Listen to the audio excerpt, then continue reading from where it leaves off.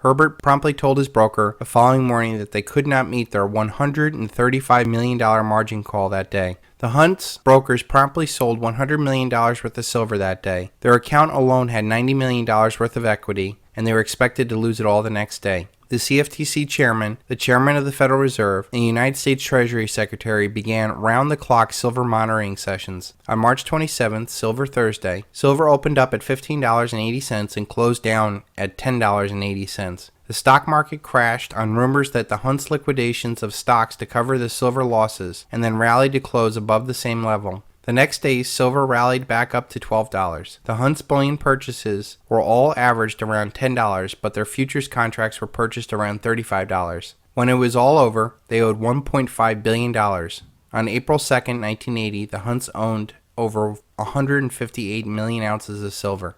The Federal Reserve Chairman, Paul Volcker, gave approval for a bailout plan for the brothers fearing a financial disaster. A group of banks agreed to loan the brothers $1.1 billion. The family had to put up $8 billion in collateral with the banks.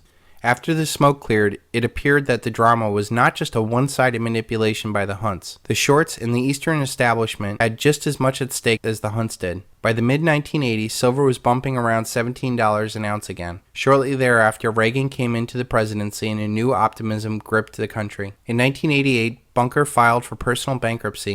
In 1989, he left bankruptcy with a net worth of $5 to $10 million and a debt to the IRS of $90 million to be repaid over 15 years. The Bunker's trusts, set up by his father, H.L. Hunt, were currently valued at $200 million.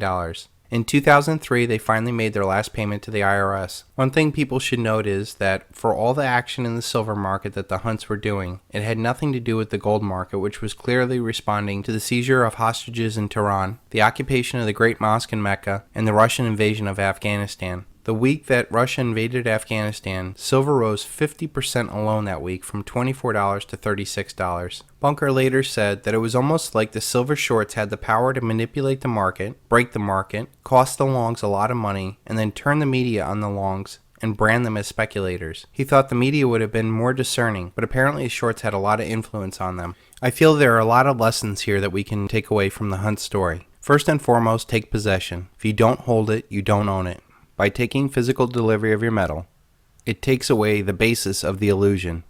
The paper market controls the physical market so long as people believe that these paper contracts actually have physical metal backing them up. Every ounce of metal that leaves their hands has a deleveraging quality to it, meaning that for every one physical ounce, there could be hundreds or thousands of paper ounces that trade upon that. At some point, they will no longer be able to keep up the physical reality of their paper illusion. The other important aspect of taking physical delivery is that this has no counterparty risk. By paying cash and taking delivery of your metal, you do not run the risk of a brokerage firm going bad, a currency becoming worthless, or a market not being able to deliver the metal they promised.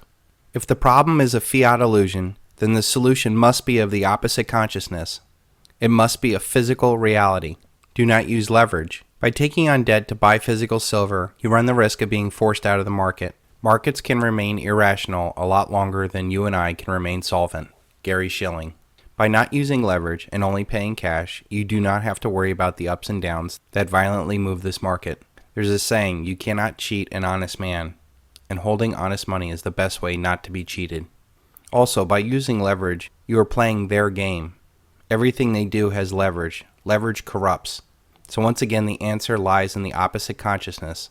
Also, when you don't use leverage, it is a less emotional decision to buy and sell your metal. Having physical metal and seeing the physical reality that went into producing that metal keeps people from making irrational, emotional decisions in the heat of the battle.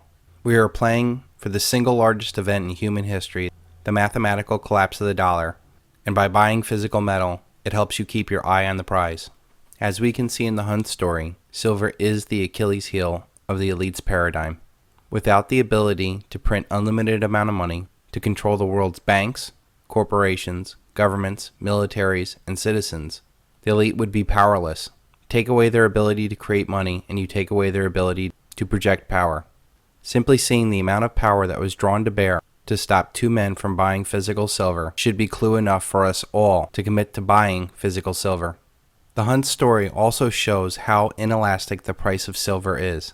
When they first started buying, it was $1.50 an ounce. Every time that they made major purchases, the price of silver doubled.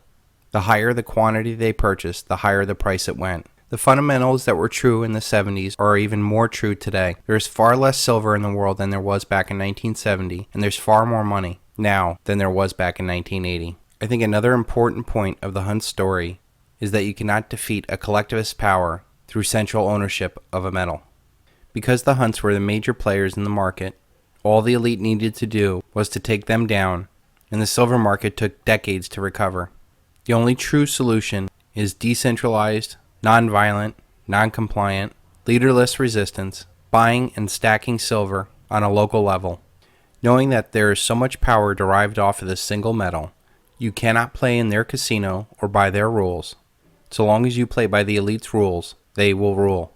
The Hunts had a pretty good idea about how powerful the Rockefellers were, and yet time and time again, they were outmaneuvered by the Rockefellers, both domestically, institutionally, and internationally.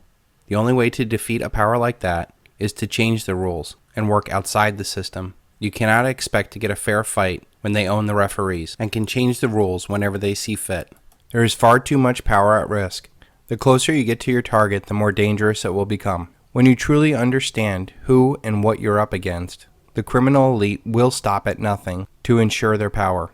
These are men that are complicit in genocide and the theft of the wealth of nations. They are known for changing the rules and changing your reality. That is why the best course of action is to do something outside of their area of expertise. They thrive in secrecy. We must expose them and share this information. They thrive in a centralized fiat system. We must take decentralized action and buy physical. They gain power by spreading debt and death throughout the world. We must secure our future with real, tangible equity and sharing information with peace and understanding. For the major silver players out there, do not underestimate what you are going up against. The Hunt brothers knew full well that they were dealing head-on with the Rockefellers, and yet they decided to play in their casino in the markets that Washington and Wall Street controlled. Even overseas, the New York and Washington establishment has a lot of power, as seen with the assassination of King Faisal and the failed deal with President Marcos when the IMF killed the deal. The Hunts also sought to get a fair trial in the media, which of course is controlled by the New York and Washington crowd.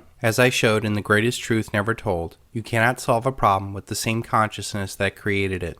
What the Hunt brothers were trying to do with their Silver Bullet and SilverShield plan is something that we can all do together. Collectively, we can have just as much influence as the Hunts did, except there's no way to stop us. As the Hunt brothers' story showed, by taking physical delivery, we can play outside the rules and provide a non-violent, non-compliance shift in power that will change the world forever.